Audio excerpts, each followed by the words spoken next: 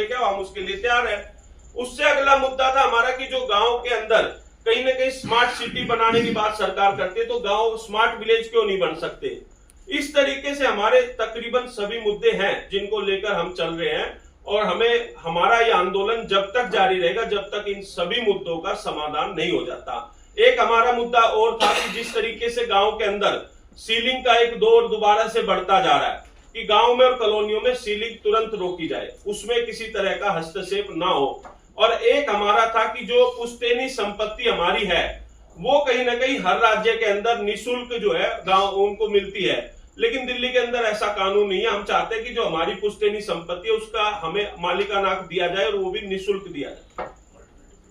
और एक alternative plot का हमारा जो हमारे भूमि जिस तरीके से हमारी भूमि को एक्वायर किया गया, कोड़ियों के भाव जमीन ली गई, उसके बदले सरकार ने ये प्रोविजन रखा था कि अल्टरनेटिव प्लॉट उनको दिए जाएंगे, लेकिन दुर्भाग्यपूर्ण वो भी स्कीम सरकार ने बंद कर दी। आज तक अल्टरनेटिव प्लॉट हमें नहीं दिए, तो कहीं ना कहीं हजारों ऐसे परिवार, हजारों किसान हैं जिनके अल्टरनेटिव प्लॉट अभी तक रोके गए। सरकार 2041 का मास्टर प्लान लाई और कुछ किसान उसका विरोध भी कर रहे, धरना भी दे रहे, उसको लेके आप क्या कहें?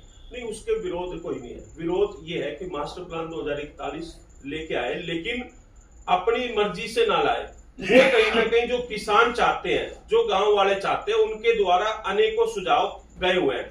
हम चाहते हैं कि आप वो मास्टर प्लान हमें दिखाए और जो हमारे द्वारा किसानों के द्वारा दिए गए सुझाव हैं उनको मानते हुए लाए। मतलब कहीं ना कहीं जो किसानों के ऊपर अत्याचार ना हो, कि अपनी सरकार ना चला के किसानों के द्वारा दिए गए सुझाव है उनको मानते हुए लेके आए। दिल्ली की सरकारों को और जो गांव के लोग हैं जिसको हम देहात के लोग भी कहते हैं, उनको क्या संदेश होगा आपकी प्रेस वार्ता के द्वारा?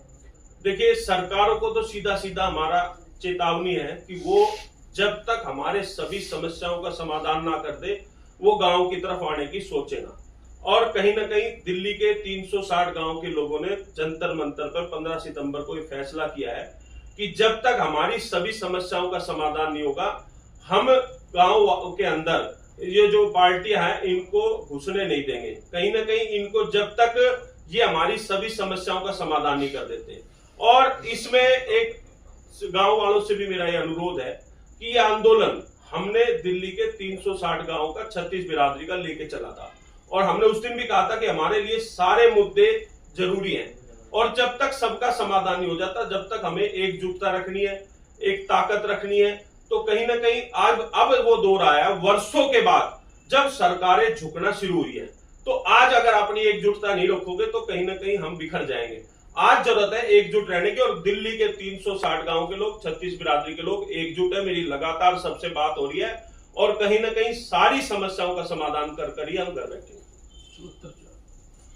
सर 74-4 को लेके क्या कहेंगे?